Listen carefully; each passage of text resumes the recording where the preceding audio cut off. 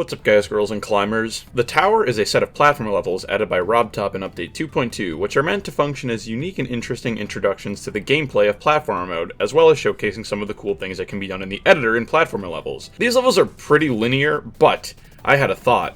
Are there any places where we can save jumps, whether by covering more ground in a single jump than intended, or by completely negating the need for one? The levels in the tower are pretty linear and the intended path is painfully obvious, but I figured I'd give it a shot to try and go through the 4 levels we have so far and list off all the places I could knock off jumps. I'll also be listing off the couple of places where it really looks like I should have been able to save a jump, but I just couldn't manage to, so you can all have a laugh at my incompetence. Oh, and before we start, I'll just ask you right now to hit subscribe, baby! Yeah! Because we absolutely demolished 200k, and now we're setting our sights on 300k! Let's go! Alright, on with the video.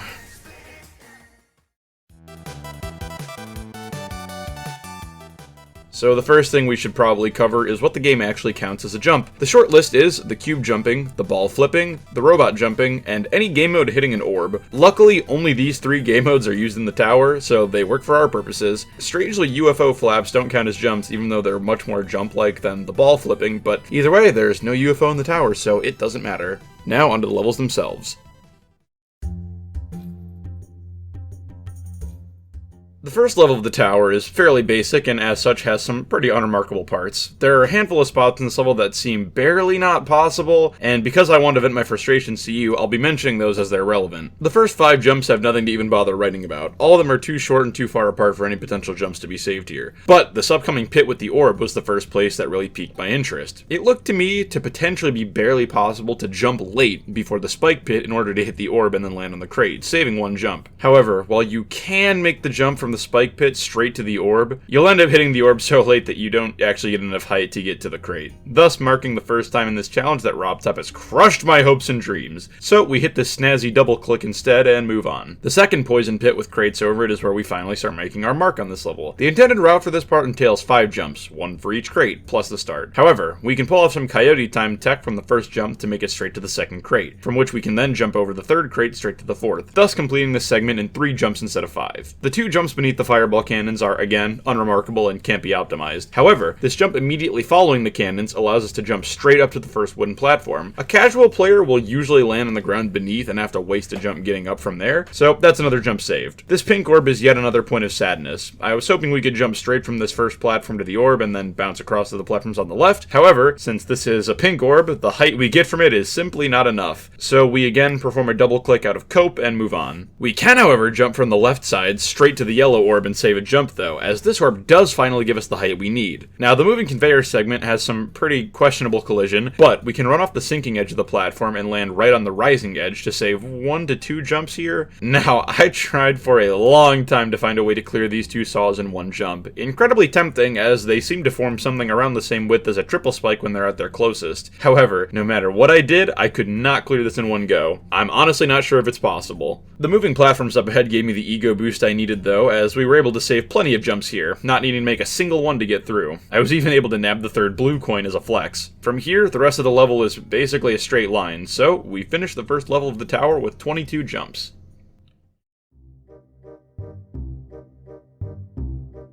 The second level of the tower is where we can arguably skip the least, and what skips we can perform are pretty boring. There is absolutely nothing to write home about in the beginning of the first section. The only thing of note is that I spent about 13 seconds trying to clear this gap in 1 jump, only to quickly realize that I graduated from a 4-year college in 3 years, and this display of intelligence is how I'm choosing to show it. We catch the moving platform as it approaches the right side of its track to avoid jumping to it, and once we make it to the other side, we arrive at the jump that pissed me off the most. This jump! It is 4 blocks over and 2 blocks up. The max jump height of the cube is 2 blocks, but due to the jump's width, we cannot make it. I tried so many times. I tried using coyote time, I tried jumping early, I even tried the double jump strat for more height, even though that would nullify the advantage of doing this. Alas, I came up short each time. This on its own would be bad enough, but then the level does the same damn thing. This jump looks so possible, but as the platform surface is slightly above 2 blocks higher than the ground, it's just not doable. So we continue trucking along the section, catching the platforms as we need, dodging the spike columns, and ultimately saving a total of 0 jumps in all. Once we're through the door, we trigger the elevator to begin moving up by jumping. This section is where our luck,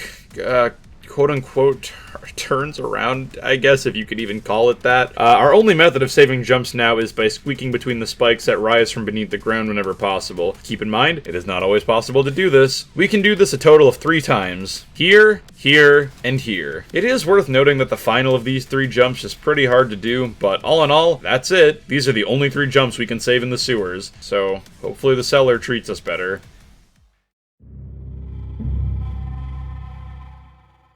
The third level of the tower begins with a small staircase, forcing us to eat 2 jumps right away. Past that, we are metamorphized into a robot, which gives us a fair bit more mobility and jump height. We can save jumps by jumping from the first platform here straight to the moving platforms, and then straight back to the second platform on the left side. Once we get to the other set of platforms past the angry GLaDOS on the wall, we again skip straight from the first platform to the next segment of ground without even using the second wall platform. With some good timing, we can jump over the fire on the ground straight to the platform on the wall, where we, for the 3rd time in this level, skip the second wall platform to get straight onto the moving track platform. At the end of the track, we simply walk off instead of jumping off, and then inch our way through the spikes on the ground. Sadly, for the rest of the section, we can't save any jumps, since the moving platforms are far enough apart vertically that we can't skip any of them. We listen to the Dark Lord call us a wimp and waste 2 jumps to blow up Rattle Dash before moving on. In the second half of the level, we can actually skip a jump at the end of these spike pits by jumping late from the edge of the 3rd one straight to the first wall platform. Since these platforms are too far apart vertically to skip, this actually matters. We jump straight to the second sinking platform, skipping the first and third completely before arriving at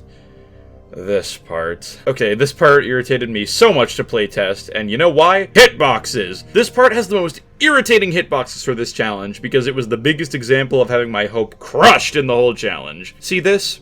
What do you think the hitboxes here would look like? Probably something like this, right?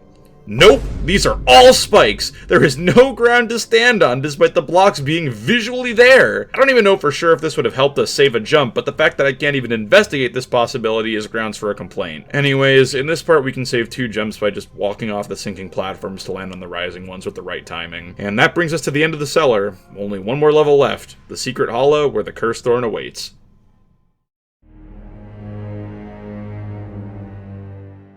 The 4th and currently final level of the tower begins again with a series of short, spaced out, unoptimizable jumps. We then reach the rolling spike ball part, and I tried my best to optimize this into 1 jump, but I just couldn't find the time to get over the currently rolling one before another one falls. Maybe it's possible, but I couldn't do it. Moving on, we get to the bridge with the randomized fireballs. Now, since these are, you know, random, it's probably possible to save 1 extra jump compared to me in this run. I had to jump over 1 fireball midway through the bridge and then another at the end to make it to the ladder. The ladder jump is unavoidable and is actually optimal since it gets us as high on the ladder as possible, but the fireball in the middle of the bridge, I imagine, is possible to avoid dealing with if you get a lucky pattern, either by resetting or waiting long enough. I'm impatient though and wanted to get this video out, so I didn't bother, but just note that you may be able to save 1 extra jump here. Anyways, we climb the ladder, fall into the cave, climb some platforms, and get locked in a jail cell that probably breaks the Geneva Convention with its size. After we realize that it's made out of paper mache instead of iron, we are confronted with a behemoth of a section. The only parts of this I was able to optimize were the 2 conveyors. The first conveyor only spits out singular crates, so we can hop across them in 5 jumps. We hop across the tops of the crates to avoid clipping on them from the ground instead. The second conveyor can spit out either a single crate, a stack of 2 crates, or a spike. I kinda BS'd my way through this part, but by waiting long enough, I was able to jump onto an oncoming crate, followed by a jump over an oncoming spike as early as possible, then a jump onto another crate, before finally clearing a stack of 2 crates. With this pattern of objects coming at you and the right timing, you can barely sneak onto the next object to drop and avoid getting killed by it. I cleared the second conveyor in 4 jumps, and I honestly don't think it's possible to do any better. So we climb the ladder, mold ourselves into a ball, and move on. Now, as we covered in the beginning of the video, ball flips do count as jumps to the game, so we'll be needing to optimize our flips from this point forward. Now, the first maze is pretty unoptimal all around. The 2 keys on the right side of the screen are in U-shaped dead ends, meaning we're forced to waste at least 2 clicks to drop in and drop back out to get the keys. There might be a more optimal way to do this than what I did, but I couldn't find it, and the last 2 keys made me not really want to look anyways. The second maze is where it gets good though. I spent at least 20 minutes in this one, and could not find a way to do it in less than 5 clicks, until randomly one attempt I just pulled this out of nowhere.